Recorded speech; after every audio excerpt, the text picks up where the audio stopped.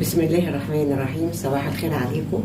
انا ببتدي النهارده من الصبح هعمل كفته رز. هي بتاخد وقت، فانا قلت ابتدي بيها من بدري على اساس الغدا تبقى موجوده ان شاء الله. النهارده هعمل كفته الرز المصريه اللي على قديمها يعني، بطريقه في البيت. طب وانا ما عنديش كبه، طب هعملها ازاي؟ ايوه هعملها بكل سهوله. اقول لكم اعملها ازاي. اول حاجه اقول لكم مقاديرها ايه. انا عندي نص كيلو لحمه مفرومه، عندي كوبايتين كبار رز ناشف زي ما هو مش مطحون، لسه ما طحنتوش، وراس توم متقشره، وثلاث بصلات متوسطين او بصلتين كبار حلوين، وثلاث حزم خضره شبت وبقدونس وكزبره. يبقى تاني: الخضره شبت وبقدونس وكزبره، البصل بصلتين كبار حلوين او ثلاثه متوسطين، التوم راس توم حلوه متوسطه كامله، الرز مجين كده كبار رز حلوين يعني يمكن نص كيلو رز، واللحمه نص كيلو. وانا ما عنديش خلاط، ما عنديش كب. هعملها ازاي؟ هعملها بمنتهى السهوله في الخلاط الطبيعي اللي عندي والمطحنه الصغيره. دلوقتي انا جهزت المكونات قلت لكم عليها. دول كوبايتين الرز الكبار او مجين الرز نص كيلو رز يعني، وهو طحنته في المطحنه. اهي المطحنه يعني بمنتهى السهوله في المطحنه وهو ناشف من غير الرز ما يتغسل، مش هغسل الرز. اوكي اهو. وادي التوم، وادي الكزبره اللي قطعتها على ايديا كاني بقطعها على اي حاجه تانية يعني، طلعت اكبر شويه. الكزبره والشبت والبقدونس، ودول البصلتين الكبار قوي او الثلاث بصلات متوسطين برضو بخرطهم على ايديا كاني بالظبط بردك هاديهم يعني اكبر شويه. انا هعمل ايه دلوقتي بقى واللحمه هي موجوده. دلوقتي انا هبتدي في الخلطه بتاعتي اللي هعملها في الخلاط. انا ما عنديش كبه يعني ما اعملش كفته، لا اعمل ان شاء الله وبسهوله. هبتدي احط البصل،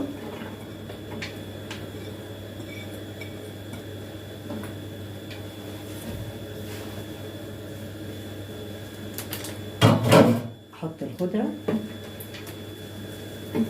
هحط شويه منهم واجرب وابتدي اضرب وابتدي اضيف الباقي تاني، واحط شويه توم.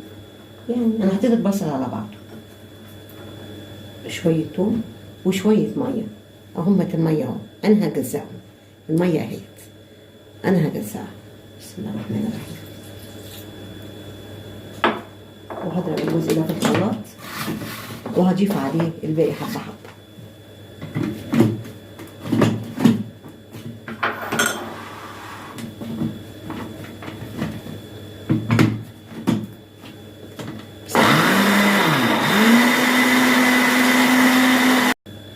كده انا خلصت الطحن تقريبا، ما خدش دقيقتين.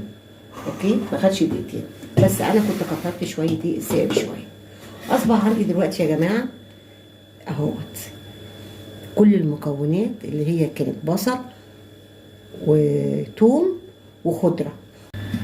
ورجعنا بقى رزنا المطحون تاني اهوت. بسم الله الرحمن الرحيم. هنضيف عليه المكونات اللي احنا طحناها في الخلاط. شفتوا السهوله قد ايه؟ يعني السهوله ما بعدها سهوله. طبعا هنسيب الرز ده مع الخلطه دي يتشرب شويه، ربع ساعه نص ساعه. رجعت دلوقتي بعد النص ساعه اللي سبت فيها الرز منقوع مع الخضروات اللي انا ضربتها في الخلاط. يعني طبعا ينوت الكفته ينوت فعلا اقتصاديه. فاوفر قناه انا هدفي الاكل الاقتصادي والجميل جدا والمفيد. فيمكن النهارده الاكله دي من الاكلات اللي هي بتحقق الهدف بتاع القناه فعلا. واللي ما عندوش كبه دي بقى هنا قدامه التركه، يعني ما عندوش كبه هيقدر يعملها في الخلاط زي ما انا عملتها وهيلاقي نفس النتيجه. هنا اهوت انا عندي الرز بعد ما نقعه نص ساعه. ادي التوابل: معلقتين ملح كبار يعني مش مليانين قوي، سماق معلقه صغيره مليانه او معلقتين زي ما تحبي، كزبره ناشفه معلقه صغيره، زنجبيل معلقه صغيره، معلقتين صغيرين فلفل اسمر، ولو عندك كمون حطي، عندك بهارات حطي، لو ما عندكيش غير ملح وفلفل هتحطي ملح وفلفل. يعني من هنا ما تفكريش ان في تركه او تركه، لا، اللي عندك من بهارات حطيه. ده انا كان اللي عندي، بس كسماء بقى بصراحة بيضيف جمال غير عادي للكفتة. فأنصحكم يكون عندكم في حتى لما تيجوا تعملوا كفتة. ضفتات مش موجود مفيش مشكلة، في شوية قرفة حطي، في شوية بهارات حطي، اللي عندك حطيه. لو عندك ملح وفلفل أسمر بس يكفي. هنا هحط البهارات وهحط اللحمة النص كيلو. بسم الله الرحمن الرحيم.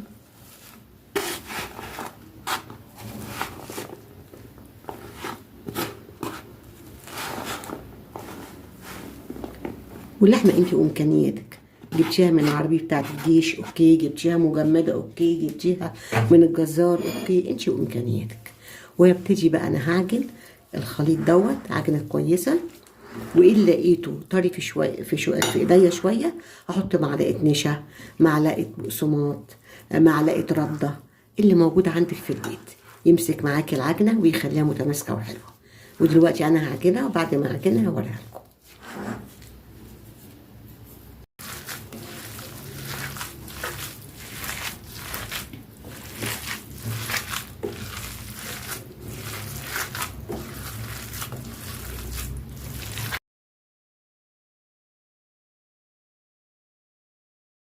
وكده العجينه انا هسيبها بقى، انا عاملاها من الصبح بدري، فانا دلوقتي مش هطبخ دلوقتي ولا حاجه، لسه قدامي شويه، فهسيبها على كده بقى ترتاح مع نفسها. وساعه ما اجي اصبعها واقليها هتكون الخطوه اللي جايه ان شاء الله. بس شوفوا لو عملتوها كده من بدري او عملتوها من بالليل وسبتوها في التلاجة هتبقى حلوه قوي وهتوفر عندكم الوقت وهتدي نتيجه جميله جدا. انا كده خلاص بدري احنا قوي لسه، فانا هسيبها في التلاجة لغايه لما يجي قبل الغداء بنص ساعه وهقول لكم اعمل فيها ايه. وطبعا العجينه دي انا مش هعملها كلها، انا هقسمها على 3 مرات، لاني انا بضيف معاها شويه بطاطس بحبها بالبطاطس، فتبقى الحل يعني كميه وافيه عندي وكويس. فانت ممكن تقسميها على مرتين، ممكن تقسميها على 3، وهتشوفي الكميه دي بسم الله ما شاء الله بقت قد ايه من نص كيلو لحمه.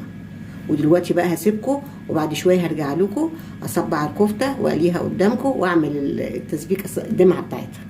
ودلوقتي مؤقتا يعني دلوقتي انا قسمت الكميه اللي عندي ل3 كميات يعني متساويه. كميه منهم عملتها اهيت صبعتها بالشكل ده. ببتدي ازاي؟ بعمل حجم الكوره ده وبروح جايه مصبعاه بيديني الحجم ده. يعني ده كان مثلا عين جمل، حجم عين الجمل، وبتصبعيه بيديك الحجم ده. ديت جزء منهم، هم 3 اجزاء. ادي 1 2 اهو، 1 2 والتلاتة اللي انا عملته ده ما شاء الله بدوني 40 صابع، 30 صابع هنا طويل و10 كور. الكور دي هي اللي لو فردتها كده بتبقى صابع. هوريكم في اللي انا ما عملتوش يبقى ازاي بيتعمل. اهو يا جماعه الحجم ده.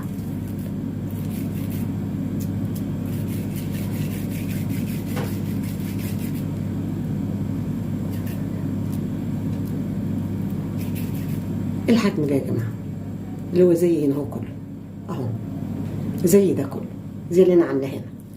هي مجرد الكوره دي بتعمليها بس تصبعيها كده بتبقى هي ده.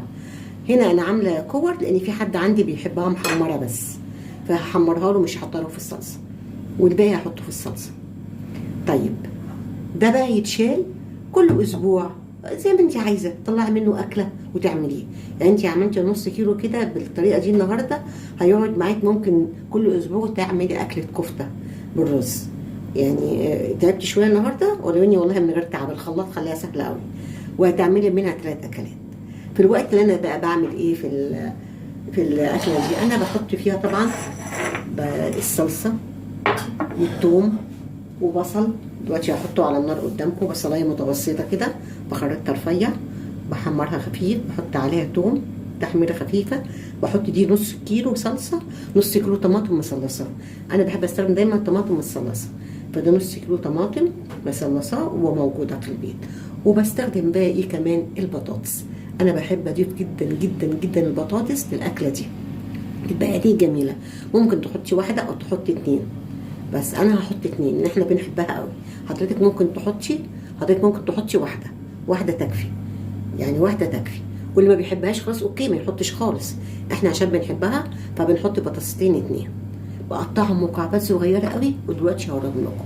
دلوقتي بقى لنا 2 على البوتاجاز، يبقى ده ان شاء الله ما شاء الله ده من تلت الكميه. كل ده تلت الكميه، وعندي تلتين هناك موجودين شيلهم في الفريزر، كل واحده في كيس لوحدها. كل ما يجي مزاج للكفته هتطلعيها.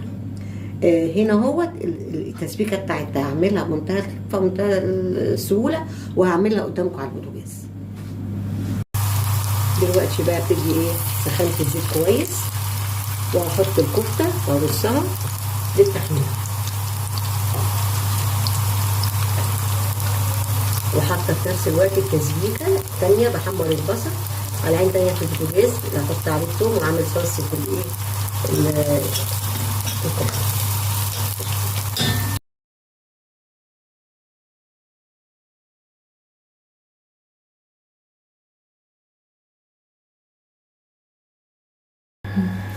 دي بقى الكفته دلوقتي بعد ما حمرتها يا جماعه، ما شاء الله زي ما قلت لكم 40 صابع كفته.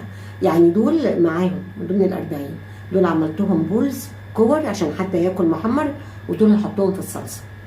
ودلوقتي بقى هروح على خطوه الصلصه اللي انا كنت حاطاها بتتسبك، واقول لكم هعمل فيها ايه.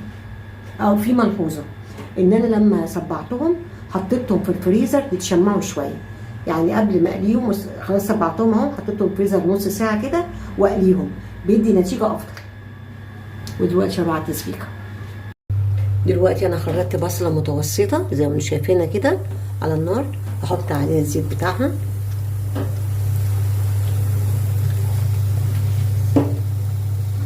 واحمرها، وبعد وهي يعني اصفرت كده هحط الثوم.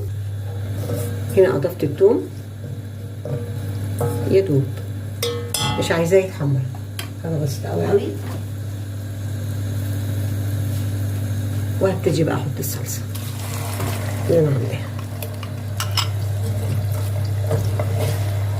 هسيبها بقى تتصلص دقيقتين 3 كده، واقول لكم هعمل ايه. بسم الله. دلوقتي التسبيكه اتسبكت، هحط ملح وفلفل وبابريكا، مش هحط اكتر من كده. عايزه تحطي كمون حطي، واحط عليها الميه بتاعتها اللي هطبخ فيها البطاطس بالصلصه. هحط برطمان عسل نحل كده مليان، يبقى حوالي 2 كوبايات كبار. واذا احتجت تاني هحط تاني كده. الموضوع ده هيجلي، هدوق الحياء وهضيف البطاطس.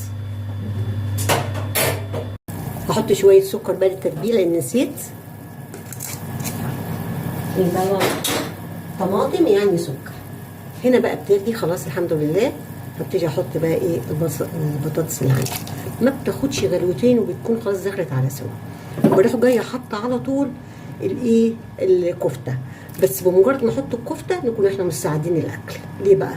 لان الكفته دلوقتي ما هياش لحمه جامده زي ايام زمان وجامده وكده، ما نضمنش اللحمه، فعشان ما تكونش لحمه صغيره وتفك. الا اذا انت ضامنه اللحمه خلاص مفيش مشكله عندي، حطيها وسيبيها. لكن لو انت مش ضامنه اللحمه لا، الحرص افضل انك اول ما تغلي البطاطس وخلاص دخلت في السوا خلاص كده خلاص، تروحي حاطه الكفته غلوه واحده وطافيه وغارفين وواكلين صحه وانا يا رب عليكم، اللهم امين. وكمان في حاجه ملحوظه ثانيه برضو، ان الكفته انا دهنت الصينيه زيت خفيف وانا بصبعها كده، كنت دهنها زيت خفيف عشان خاطر ما تلزقش الكفته بالصينيه. ودلوقتي هسيب دي بقى تاخد غلوه البطاطس كده، واحط الكفته واقول لكم هنعمل ايه ساعتها. دلوقتي البطاطس ما شاء الله بقت مظبوط سواها، يعني الدرجه اللي انا عايزاها. هحط بقى الكفته و4 قرون كده فلفل مقفولين علشان يدوا طعم في نفس الوقت ما يدوش حرقيه. هيغلوا غلوه وهطفي عليها عشان ما تفكش من الكفته اذا كانت صغيره.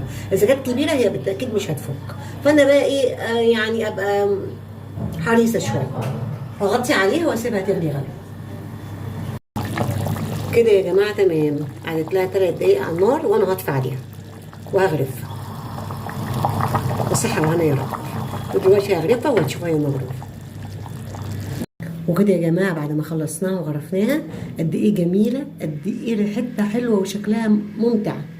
وكده احنا الاكله دي ما شاء الله نص كيلو انا عملته النهارده هيعمل ليكم 3 اكلات. طبعا في تاني في الحله، يعني مش الكميه دي كلها، ما شاء الله تاكل 4 افراد، ممكن تاكل 5 افراد مع شويه البطاطس، بصراحه ممتعه. اتمنى انكم تجربوها، وان شاء الله تنول اعجابكم، وباذن الله اقدم لكم اكلات احلى واحلى.